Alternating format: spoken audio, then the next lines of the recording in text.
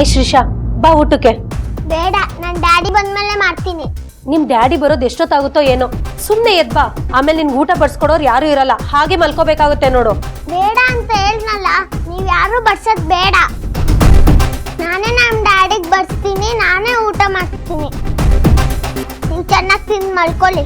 ಏನಂದೆ ಕತ್ತೆ? ನನಗೆ ಎದುರುತ್ರ ಕೊಡ್ತೀಯಾ? ಆ ಸುಬ್ಲಕ್ಷ್ಮಿ ನಿನ್ನ ತಲೆ ಮೇಲೆ ಕೂರ್ಸ್ಕೊಂಡಿರೋದಿಕ್ಕೆ ಈ ರೀತಿ ಹೆಚ್ಕೊಂಡ್ಬಿಟ್ಟಿದ್ಯಾ. ಇನ್ ಮುಂದೆ ನಿನ್ನ ಹೇಗ್ ಅದ ಆಗ್ತೀನಿ ನೋಡ್ತಾ ಇರು. ನೀವು ನಂಗೆ ಏನು ಮಾಡಕ್ಕಾಗಲ್ಲ, ನಾನೇ ನಿಮ್ ಪಾಠ ಕಲಿಸ್ತೀನಿ. ಏನು ನನ್ಗೆ ಪಾಠ ಕಲಿಸ್ತೀಯಾ? ಚಾರು,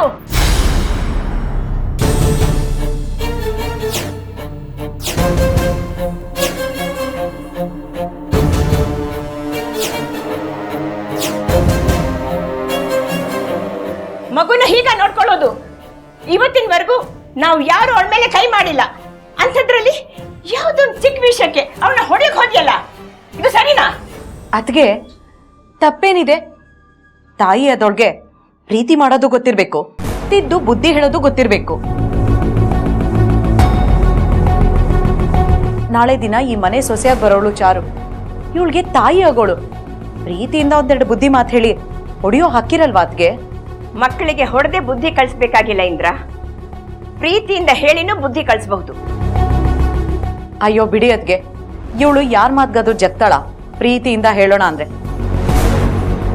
ಪ್ರೀತಿಯಿಂದ ಹೇಳ್ಬೇಕಾಗಿದ್ದ ಡ್ಯಾಡಿನೇ ಇನ್ನೊಬ್ಳಿಂದ ಸುತ್ತಾ ಇದ್ದಾನೆ.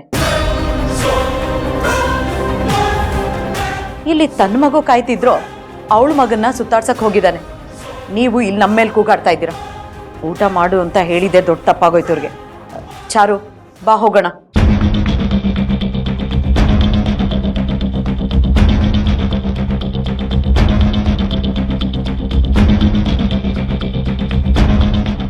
ಏನ್ ಪುಟ್ಟ?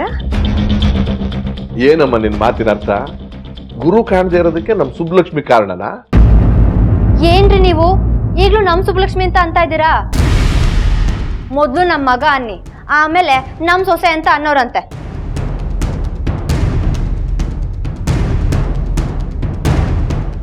ನೋಡೋ, ತಲೆಹರಟೆ ಎಲ್ಲ ಬಿಟ್ಟು ಕೇಳಿದ ಪ್ರಶ್ನೆಗಳು ಉತ್ತರ ಕೊಡು. ಅಯ್ಯೋ ಹೊಸಿ ಸುಮ್ಕಿರಿ.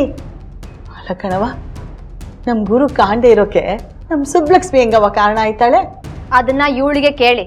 ಪಾಪ ಇವಳಿಗೆ ನೆನ್ಪಿರುತ್ತೆ, ದೊಡ್ಡ ಕಂಪ್ನಿಲಿ ಕೆಲಸ ಮಾಡೋರು, ಸಾವಿರಾರು ಕೆಲಸ ಇರುತ್ತೆ. ಗಂಡನೇ ನೆನ್ಪಲ್ಲಿ ಇಲ್ದೇ ಇರುವಾಗ ಗಂಡನ ವಿಷಯ ಹೇಗ್ ನೆನ್ಪಿರುತ್ತೆ? ನೋಡು ಶನಾಯ, ಪದೇ ಪದೇ ನಮ್ಮ ಸುಬ್ಬಿ ಮೇಲೆ ಆರೋಪ ಮಾಡಬೇಡ. ಅವಳಿಗೆ ತನ್ನ ಗಂಡನ ಬಗ್ಗೆ ಎಷ್ಟು ಪ್ರೀತಿ ಇದೆ ಅಂತ ನಮ್ಮೆಲ್ರಿಗೂ ಚೆನ್ನಾಗಿ ಗೊತ್ತು. ಏನ್ ನಡೀತು ಅನ್ನೋದನ್ನ ನೇರವಾಗಿ ಹೇಳು, ಅಷ್ಟು ಸಾಕು. ಇವಳಿಗೆ ಗಂಡನ ಮೇಲೆ ಅಷ್ಟೊಂದು ಪ್ರೀತಿ ಇದ್ದಿದ್ರೆ ಇವಳು ಯಾಕೆ ಗಂಡ ತನ್ನನ್ನು ಬಿಟ್ಟು ಹೋಗಿ ನಡ್ಕೋತಾ ಇದ್ಲು?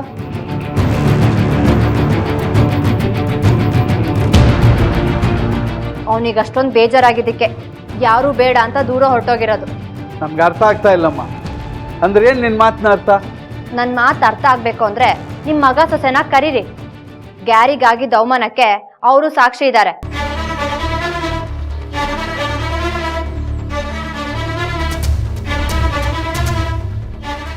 ಅಯ್ಯೋ, ನೀನ್ ಯಾರು ಸಾಕ್ಷಿ ಕೇಳ್ತಿಲ್ಲ ಕಣಮ್ಮಿ. ಅದೇನ್ ವಿಷಯ ಸರಿಯಾಗಿ ಹೇಳು. ಸುಮ್ನೆ ನನ್ನ ಸೊಸೆ ಮ್ಯಾಗೆ ಆರೋಪ ಮಾಡಿದ್ರೆ ಕೇಳ್ಕೊಂಡು ಸುಮ್ಮನಿರಕ್ಕಾಯ್ತದ?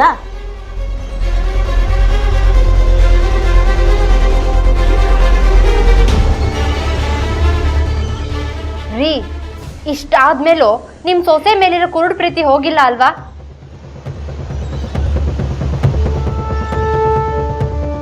ನಿಮ್ ಮಗನೇ ಇವಳನ್ನ ಬೇಡ ಅಂದಮೇಲೆ ಇವಳು ಹೇಗ್ ನಿಮಗೆ ಸೊಸೆ ಆಗ್ತಾಳೆ? ಆಕ್ಚುಲಿ ನಿಮ್ ಮಗ ಯಾರನ್ನ ಇಷ್ಟ ಪಡ್ತಾನೋ ಅವಳೇ ನಿಮ್ ಸೊಸೆ ಆಗ್ಬೇಕು. ಹಾಗ್ ನೋಡಿದ್ರೆ ನಾನೇ ನಿಮ್ ಸೊಸೆ ಆಗ್ಬೇಕು.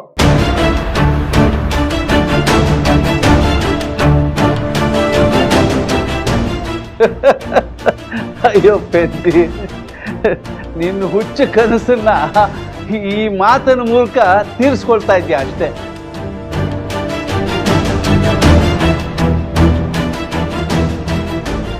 ನೀನು ಸುಮ್ಮನೆ ಏನೇನೋ ಮಾತಾಡಿ ಟೈಮ್ ವೇಸ್ಟ್ ಮಾಡಬೇಡ.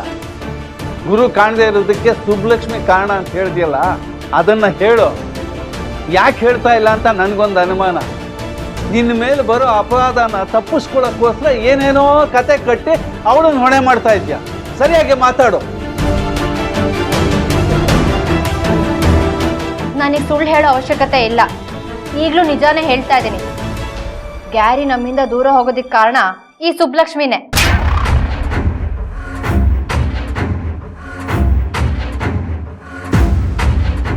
ಈ ಸುಬ್ಲಕ್ಷ್ಮಿ ಗ್ಯಾರಿಗೆ ಮಾಡಿದ ಅವಮಾನನೇ ಕಾರಣ.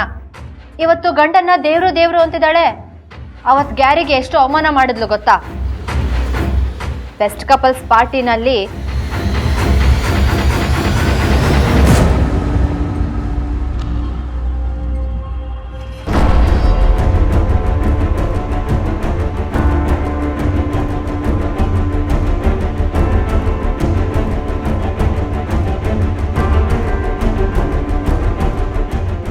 ಇಷ್ಟೆಲ್ಲ ಅವಮಾನ ಆಗಿದ್ದಕ್ಕೇನೆ ಗ್ಯಾರಿ ಹೊರಟೋಗಿರೋದು.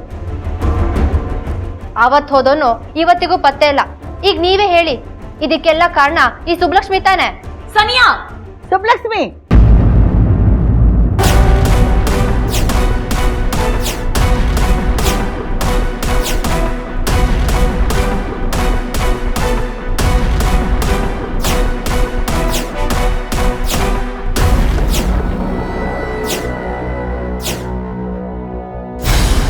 ಶನಾಯ ಯಾಕೆ ಹೀಗೆ ಮಾಡಿದ್ಲು? ಅಲ್ಲಿಗೆ ಬಂದು ಎಲ್ಲ ಹಾಳು ಮಾಡಿಬಿಟ್ಲು. ಎಷ್ಟು ಹೇಳಿದ್ರು ನನ್ನ ಮಾತೆ ಕೇಳಲ್ಲ. ಏ ಇಡಿಯಟ್, ನಾನು ನಿನ್ಗೇನು ಹೇಳಿದ್ದೆ? ಯಾವುದೇ ಕಾರಣಕ್ಕೂ ಅವಳನ್ನ ಆಚೆ ಬಿಡಬೇಡ ಅಂತ. ಸಾರಿ ಮೇಡಮ್, ಅವ್ರು ಹೇಗೆ ತೋರಿಸಿದ್ರೆ ಗೊತ್ತಾಗ್ತಿಲ್ಲ. ಯು ಫೂಲ್, ನೀವೆಲ್ಲ ಎಲ್ಲಿ ಕುಡ್ಕೊಂಡು ಬಿದ್ದಿರ್ತೀರೋ ಏನೋ. ಇಲ್ಲ ಮೇಡಮ್, ನಾವೆಲ್ಲ ಅಲರ್ಟ್ ಆಗಿದ್ವಿ. ಹಾಗಾದ್ರೆ ಅವಳಲ್ಲಿಂದ ಮಾಯ ಆಗ್ಬಿಟ್ಟು ಇಲ್ಲಿ ಬಂದ್ಲಾ? ನಿನ್ನಿಂದ ಎಲ್ಲ ಹಾಳಾಗೋಯ್ತು. ಈಗ ಯಾಕೆ ಫೋನ್ ಮಾಡಿದ್ಯಾ? ಇಡ ಫೋನು.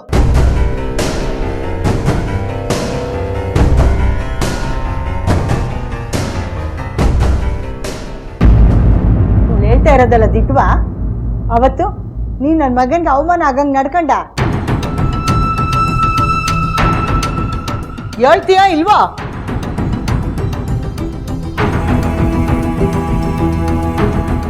ಕೇಳಿ ಕೇಳಿ, ನನ್ನ ಮೇಲೆ ಆಪಾದನೆ ಮಾಡ್ತಿರೋರು ಎಲ್ಲರೂ ಕೇಳಿ.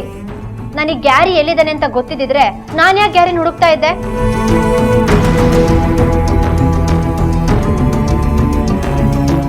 ಆವತ್ತು ಅಲ್ಲಿಂದ ಹೋದೋನು ನನ್ನ ಕಣ್ಣಿಗೆ ಕಾಣಿಸ್ಕೊಂಡಿಲ್ಲ. ಮನೆಗೆ ಬಂದು ಮನೆನೆಲ್ಲ ಹುಡ್ಕಾಡ್ದೆ. ಅಷ್ಟೇ ಯಾಕೆ, ದಿ ಗ್ರೇಟ್ ಅರುಣ್ ಪ್ರಸಾದ್ ರವ್ರೆ, ಅವತ್ತು ನಿಮ್ಮಲ್ಲಿ ಏನೋ ಪೂಜೆ ಇತ್ತಲ್ಲ, ಸಾಕ್ಷಾತ್ ಸುಬ್ಲಕ್ಷ್ಮಿ ಅವರೇ ಆ ಪೂಜೆ ನಡ್ಸ್ಕೊಟ್ರು ನೋಡಿ, ನೆನ್ಪಿದ್ಯಾ?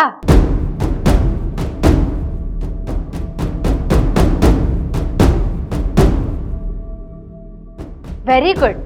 ಹಾಗಿದ್ರೆ ಅವತ್ತು ನಿಮ್ಮ ಮನೆಗೆ ನಾನು ಬಂದಿದ್ದೆ, ಅದು ನೆನಪಿರ್ಬೇಕಲ್ವಾ?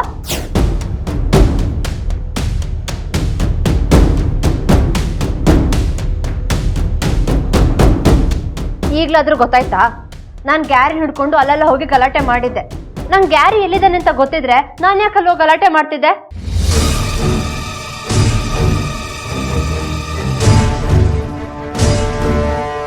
ಅದ್ರ ಅರ್ಥ ನಾನು ಗ್ಯಾರಿನ ಹುಡ್ಕಕ್ ಪ್ರಯತ್ನ ಪಡ್ತಿದ್ದೀನಿ ಅಂತ. ಈ ಸುಬ್ಲಕ್ಷ್ಮಿ ಮಾಡಿರೋ ಅವಮಾನದಿಂದಾನೆ ಯಾರಿಗೂ ಮುಖ ತೋರಿಸ್ಬಾರ್ದು ಅಂತ ಗ್ಯಾರಿ ಹೀಗೆ ಮಾಡಿದಾನೆ.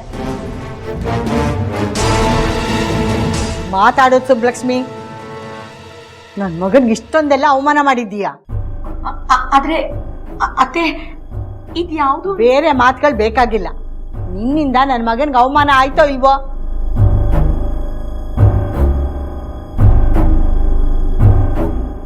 ಏನ್ ಕೌಶಲ್ಯ ಹಾಕಿ ಕೇಳಿದ್ರೆ, ನಿನ್ನ ಮಗನಿಂದಾಗಿ ಅವಳ ಜೀವನನೇ ಹಾಳಾಗಿದೆ ಅಂತ ಅದ್ರಲ್ಲಿ ಅವಳೊಂದು 4 ಮಾತಾಡಿದ್ರೆ ಅದನ್ನ ದೊಡ್ಡ ಅವಮಾನ ಆಗ್ಬಿಡುತ್ತಾ?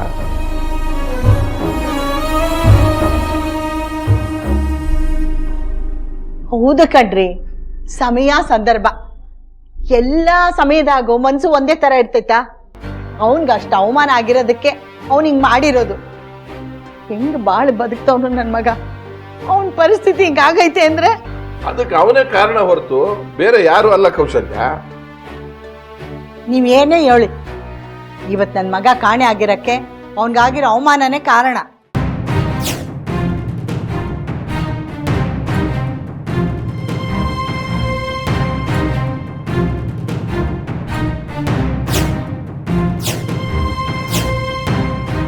ಅಲ್ಲಮ್ಮ ಸುಬ್ಬಮ್ಮ, ಇಷ್ಟೆಲ್ಲ ಆದ್ರು ಇಷ್ಟು ದಿವಸ ಅವನು ಕಾಣಿಸ್ದೇ ಇದ್ರು ಒಂದು ಮಾತು ಅತ್ತೆ ಮಾವನಿಗೆ ಹೇಳಬೇಕು ಅಂತ ನಿನ್ಗೆ ಅನ್ನಿಸ್ಲೇ ಇಲ್ವಾ? ಸರ್, ಸುಬ್ಲಕ್ಷ್ಮಿಯವರು ನಿಮ್ಮಿಂದ ವಿಚಾರನ ಮುಚ್ಚಿಟ್ಟಿರೋದಕ್ಕೆ ತುಂಬಾ ಕೊರಗಿದ್ದಾರೆ. ಅವ್ರು ಯಾಕೆ ಆ ಉದ್ದೇಶ ಇಟ್ಕೊಂಡು ಮಾಡಿದ್ರು ಅಂದರೆ ದೂರದಲ್ಲಿರೋ ನಿಮ್ಮ ಮನಸ್ಸಿಗೆ ನೋವಾಗಬಾರ್ದು ಅಂತ ಅಷ್ಟೇ.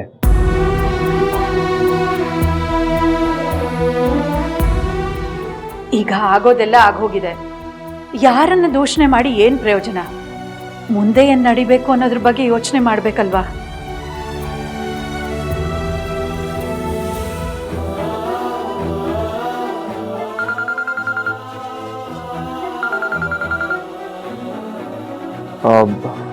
Excuse me. ಇಷ್ಟು ದಿನ ಅದು ನನ್ನ ಮಗ ಅಜ್ಞಾತವಾಸದಾಗ ಅವನಲ್ಲ, ಇದಕ್ಕೆ ಕಾರಣ ಆದವ್ರನ್ನ ಸುಮ್ಮನೆ ಬಿಡ್ಬೇಕು ಅಂತೀಯಾ?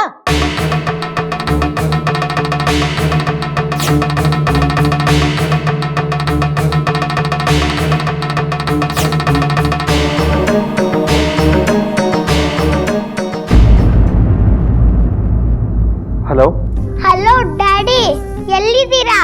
ಬೇಗ ಬನ್ನಿ, ನಿಮ್ಗೋಸ್ಕರ ಊಟಕ್ಕೆ ಕಾಯ್ತಾ ಇದ್ದೀನಿ. ಓ ಸಾರಿ ಪುಟ, ನಾನು ಬರೋದು ಸ್ವಲ್ಪ ಲೇಟ್ ಆಗುತ್ತೆ. ನೀನು ಅಜ್ಜಿ ಜೊತೆ ಊಟ ಮಾಡ್ಕೊಂಡು ಮಲಗಿರೋ. ಇಲ್ಲ ಡ್ಯಾಡಿ, ಮನೇಲೆಲ್ಲ ಜಗಳ ಆಗ್ತಾ ಇದೆ. ನಂಗೆ ಇಲ್ಲಿರೋಕೆ ಬೇಜಾರಾಗ್ತಾ ಇದೆ. ಪ್ಲೀಸ್ ಬನ್ನಿ. ಜಗಳನ? ಯಾಕೋ ಕಂದ? ಅಲ್ಲಿ ಏನಾದರೂ ಆಗ ಅಜ್ಜಿಗೆ ಹೇಳು. ಪುಟ, ಇಲ್ಲಿ ಸುಬ್ಬಮ್ಮಂಗೆ ಏನೋ ಪ್ರಾಬ್ಲಮ್ ಆಗಿದೆ, ಅವ್ರ ಜೊತೆ ಇದ್ದೀನಿ ಆಯ್ತಾ? ಬೇಗ ಬಂದ್ಬಿಡ್ತೀನಿ. ಯಾಕೆ ಬರ್ತೀಯಾ? ಅಲ್ಲೇ ಇದ್ಬಿಡು. ನಿನ್ಗೆ ಜನ್ಮ ಕೊಟ್ಟವಳಂತೂ ಮರ್ತು ಹೋದೆ. ಈಗ ನೀನೇ ಜನ್ಮ ಕೊಟ್ಟಿರೋ ಈ ಮಗುನು ಮರಿತಿದ್ಯಾ. ನಿನ್ಗೆ ನಾವು ಯಾರು ಬೇಕಾಗಿಲ್ಲ.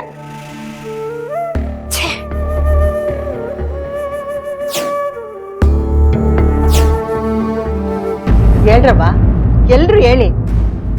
ನನ್ನ ಮಗ ಇಂಥ ಪರಿಸ್ಥಿತಿ ಬರೋಕ್ಕೆ ಕಾರಣ ಆದವ್ರನ್ನ, ಅವನ್ಗೆ ಅವಮಾನ ಆಗಿ ಮನೆ ಬಿಟ್ಟು ಹೋಗೋ ಕಾರಣ ಆದವ್ರನ್ನ ಸುಮ್ಕೆ ಬಿಟ್ಬಿಡ್ಬೇಕಾ? ಏನು ಕೌಶಲ್ಯ ಹಾಗೆ ಮಾತಾಡ್ತಿದ್ಯಾ? ಅದಕ್ಕೆಲ್ಲ ನಮ್ಮ ಸುಬ್ಬಮ್ಮನೆ ಕಾರಣನಾ? ಸಂದರ್ಭ ಹಾಗೆ ಬಂದಿರ್ತದೆ, ಅದಕ್ಕೋಸ್ಕರ ಆ ರೀತಿ ನಡ್ಕೊಂಡಿರ್ತಾಳೆ.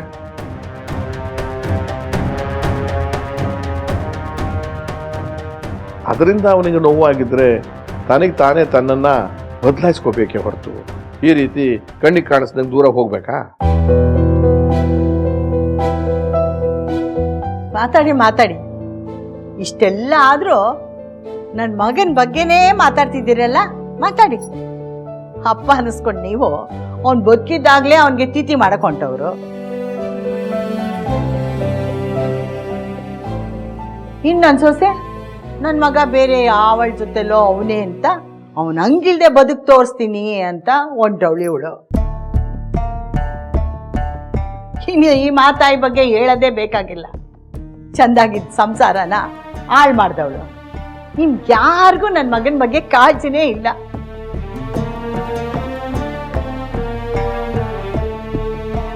ನಿಮ್ಮೆಲ್ರಿಗೂ ನನ್ನ ಮಗ ಇಲ್ಲದೆ ಹೋದ್ರು ಬದುಕು ಹೆಂಗೋ ನಡೆದೋಯ್ತದೆ. ಆದ್ರೆ ಎತ್ತ ತಾಯಿ ನಾನು, ನನಗೆ ನನ್ನ ಮಗ ಬೇಕು, ನನ್ನ ಮಗ ಬೇಕೇ ಬೇಕು. ಅತ್ತೆ, ದಯವಿಟ್ಟು ಹಂಗೆಲ್ಲ ಮಾತಾಡ್ಬೇಡಿ. ಬೇಕಿದ್ರೆ 2 ಏಟು ಹೊಡೆದ್ಬಿಡಿ. ಆದ್ರೆ ಅವ್ರ ಮೇಲೆ ಪ್ರೀತಿ ಇಲ್ಲ ಅಂತನೋ ಕಾಳಜಿ ಇಲ್ಲ ಅಂತನೋ ಮಾತ್ರ ಹೇಳ್ಬೇಡಿ.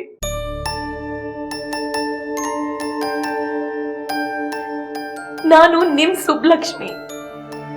ನನ್ನ ಮಾತು, ನನ್ನ ಧೈರ್ಯ ಬದಲಾಗಿರ್ಬೋದೇ ಹೊರತು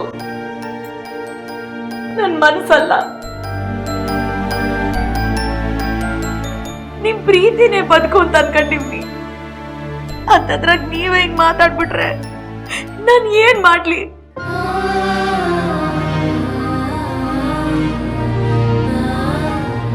ಜೀವನದಲ್ಲಿ ಏನಾದ್ರೂ ನೋವಾದ್ರೆ ನಿಮ್ಗಳು ತಾವು ಹೇಳ್ಕೋಬೇಕು ಅನ್ಸುತ್ತೆ. ಆದ್ರೆ ನಿಮ್ ಮಾತಿಂದಾನೇ ನೋವಾದ್ರೆ ನಾನ್ ಏನ್ ಮಾಡ್ಲಿ? ಯಾರು ತಾವು ಹೇಳ್ಕೊಳ್ಳಿ? ನನಗ್ ನಿಮ್ಮನ್ ಬಿಟ್ರೆ ಬೇರೆ ಯಾರವ್ರೆ?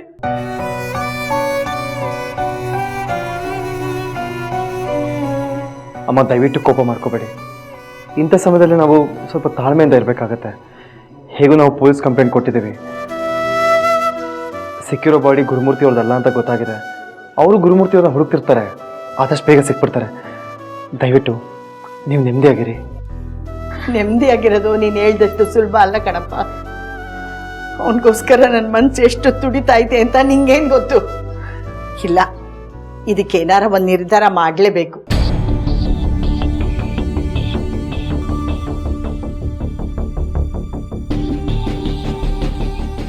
ನೀವಿಬ್ರು ಅದೇನು ಮಾಡ್ತಿರೋ ಗೊತ್ತಿಲ್ಲ. ನೀವಿಬ್ರು ನನ್ನ ಮಗನ್ನ ಹುಡುಕಿ ನನಗೆ ತಂದು ಒಪ್ಪಿಸ್ಬೇಕು ಅಷ್ಟೇ. ವಾಟ್? ನಾನ್ ಹುಡುಕ್ಬೇಕಾ? ನಾನು ಹುಡ್ಕೋಷ್ಟು ಹುಡ್ಕ ಆಗಿದೆ. ಮತ್ತೆ ಹುಡ್ಕೋದಕ್ಕೆ ಹೋಗಿ ನನ್ನ ವ್ಯಾಲ್ಯೂನ ನಾನು ಕಳ್ಕೊಳ್ಳೋದಕ್ಕಾಗೋದಿಲ್ಲ. ಬೇಕಿದ್ರೆ ಅವನೇ ನನ್ನ ಹತ್ರ ಬರ್ತಾನೆ. ನೀನು ಉತ್ತರ ಬೇಕಾಗಿಲ್ಲ ಕಣಮ್ಮಿ. ಅವನಿಗೆ ನೀನು ಬೇಕೋ ಬೇಡವೋ ಅದು ನನಗೆ ಬೇಕಾಗಿಲ್ಲ. ಅವನು ಈ ಪರಿಸ್ಥಿತಿಗೆ ನೀವಿಬ್ಬರೇ ಕಾರಣ. ನಿಮ್ಮಿಬ್ಬರಲ್ಲಿ ಯಾರಾದರೂ ಒಬ್ಬರು ಹಿಂದೇಟು ಹಾಕಿದ್ರೂ ಅದರ ಪರಿಣಾಮ ನೆಟ್ಟಿಗಿರಕ್ಕಿಲ್ಲ.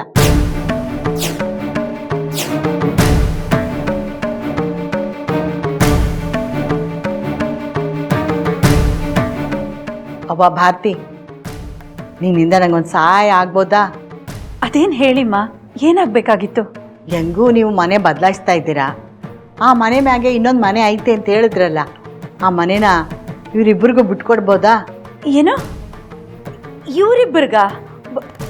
ಹೌದು, ಇವರಿಬ್ಬರೇಯ. ನಾಳೆಕಿಂದನೇ ನನ್ನ ಮಗನ ಹುಡ್ಕೋ ಪ್ರಯತ್ನ ಮಾಡಬೇಕು. ಅಪ್ಪಿ ತಪ್ಪಿ ನೀವೇನಾರ ತಪ್ಪಿಸ್ಕೊಂಡ್ರೆ ನಾನು ಅನುಭವಿಸಿರೋ ಹಿಂಸೆಗಿಂತ 10 ಪಟ್ಟು ಹೆಚ್ಚು ನೀವು ಹಿಂಸೆನ ಅನುಭವಿಸ್ಬೇಕಾಯ್ತದೆ.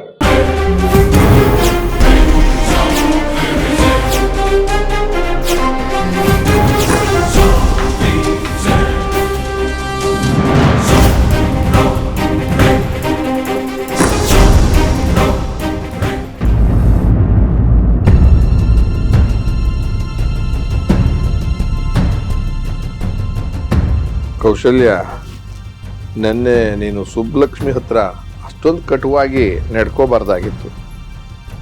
ಗುರು ಕಾಣ್ತಿಲ್ಲ ಅಂದಾಗಲೇ ಅವಳಿಗೆ ಕೋಪವಾಗಿ ಮಾತಾಡಿದ್ದೀಯ. ಅದಲ್ಲದೆ ನೆನ್ನೆ ಬೇರೆ ನೀನು. ನಾನು ಯಾಕೆ ಹೇಳ್ತಿದ್ದೀನಿ ಅಂತಂದರೆ, ತಾಯಿಯಾಗಿ ಗುರುಮೂರ್ತಿ ಕಾಣ್ತಿಲ್ಲ ಅಂತ ನಿನಗೆ ಇಷ್ಟೊಂದು ಆತಂಕ ಇರುವಾಗ ಹೆಂಡತಿಯಾಗಿ ಅವಳ ಮನಸ್ಸಿನಲ್ಲಿ ಏನೇನಾಗಿರ್ಬೇಕು ಯೋಚನೆ ಮಾಡು. ಇಂಥ ಸಮಯದಲ್ಲಿ ನಾವು ಅವಳ ಬೆನ್ನಿಗೆ ನಿಂತು ಧೈರ್ಯ ಹೇಳಬೇಕೆ ಹೊರತು ಅವಳನ್ನೇ ದೂರ್ತಾ ಇದ್ರೆ ಸರಿ ಕಾಣೋದಿಲ್ಲ ಕಣೆ. ನಂಗೆ ಗೊತ್ತು ಕಣ್ರಿ, ನನ್ನ ಮಾತಿಂದ ನಮ್ಮ ಸುಬ್ಬಮ್ಮಗೆ ಎಷ್ಟು ನೋವಾಗಿರ್ತೈತೆ ಅಂತ ನಂಗೆ ಚೆಂದ ಗೊತ್ತು. ಆದರೆ ನಾನು ಮಾತಾಡಿದ ಉದ್ದೇಶನೇ ಬೇರೆ ಇತ್ತು.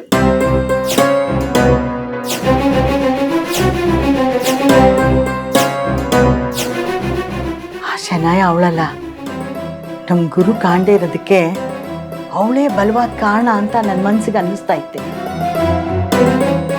ಒಂದು ವೇಳೆ ಅವಳಿಗೆ ನಮ್ಮ ಗುರು ಬಗ್ಗೆ ಅವನೆಲ್ಲವನೇ ಹೆಂಗವನೇ ನಯಿಸಿ ಅವಳಿಗೆ ತಿಳಿದಿದ್ದಿದ್ರೆ ನಾನು ಸುಬ್ಬಿಗೆ ಹಂಗೆ ಮಾತಾಡಿದಕ್ಕಾದ್ರು, ಅಥವಾ ಸುಬ್ಬಿ ಮುಂದೆ ತಾನು ಗೆಲ್ಲಬೇಕು ಅನ್ನೋ ಕಾರಣಕ್ಕಾದರೂ ನಮ್ಮ ಗುರು ಎಲ್ಲವನೇ ಅಂತ ಹೇಳ್ತಾಳೇನೋ ಅನ್ನೋ ನಂಬಿಕೆ.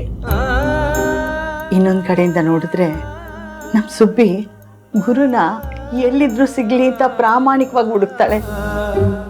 ಆದರೆ ಅದೇ ಸೆನಾಯ ಚಾಲೆಂಜ್ ಅಂತ ತಗೊಂಡು ಹುಡುಕ್ಲಿ ಅಂತ ಹಂಗೆಲ್ಲ ಮಾತಾಡ್ದೆ ಕಣ್ರಿ.